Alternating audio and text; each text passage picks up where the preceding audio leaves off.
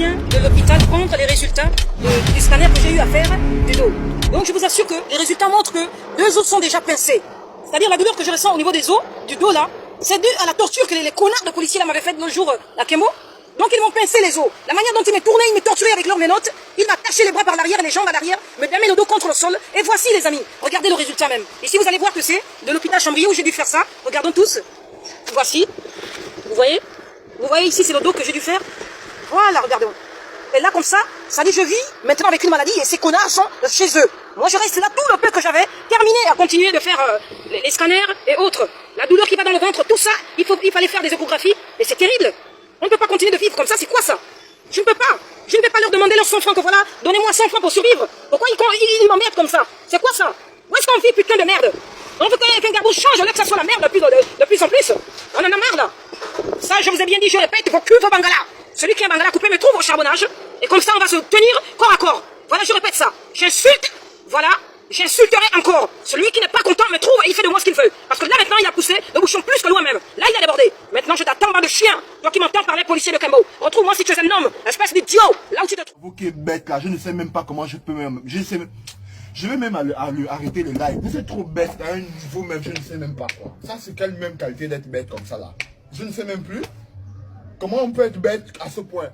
Pour plus de précision, depuis le mois de juillet, où je m'étais fait sauvagement agresser, voilà, par la police de Kembo. Donc la police de Kembo m'avait sauvagement torturé, comme un animal, parce que je vendais les habits pas très loin du trottoir.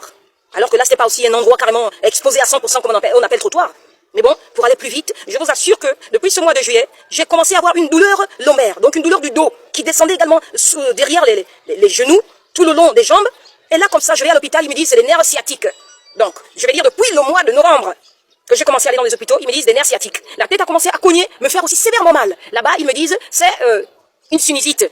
Mais la sinusite en question, je vous assure que même lorsque je dors, les narines se bougent carrément à tel point que je m'étouffe et que je dois absolument me réveiller. Donc je suis vraiment condamné à prendre des médicaments. J'ai toute une panoplie de médicaments à la maison. Là, je vous assure, premièrement une sinusite, deuxièmement le dos qui est foutu et des nerfs sciatiques. Troisièmement, je vous assure que ici, j'ai les documents, des scanners à faire. Je vous assure, c'est difficile actuellement. Parce que là, les gars sont tranquillement assis dans leur bureau, ce sont des stars. Et suite à cela, je m'étais permis de porter plainte à l'inspection de police. Jusque-là, la plainte n'a pas abouti, vu que je suis une pauvre. La loi ne s'applique pas sur les riches, mais elle s'applique sur les pauvres. Si c'était un pauvre qui aurait maltraité une autre personne comme ça, je suis sûr qu'il aurait été enfermé depuis. Mais comme ce sont des agents, le fait qu'ils portent une tenue lui donne l'autorisation de faire du peuple des choses qu'ils veulent. Tranquillement, ils ne seront pas condamnés. Et voilà la preuve avec moi, ils n'ont pas été condamnés. Donc, ils ne m'ont pas appelé pour la première plainte, rien à faire. Toujours au même mois de juillet, je posé la deuxième plainte au tribunal des premières instances de Libreville. Ils m'ont rassuré qu'ils m'appelleront, qu'ils attendaient juste la rentrée la rentrée judiciaire. Mais jusque-là, je vous assure, on n'a rien du tout. Aucune suite favorable pour ma deuxième plainte que j'avais déposée. Rien à faire.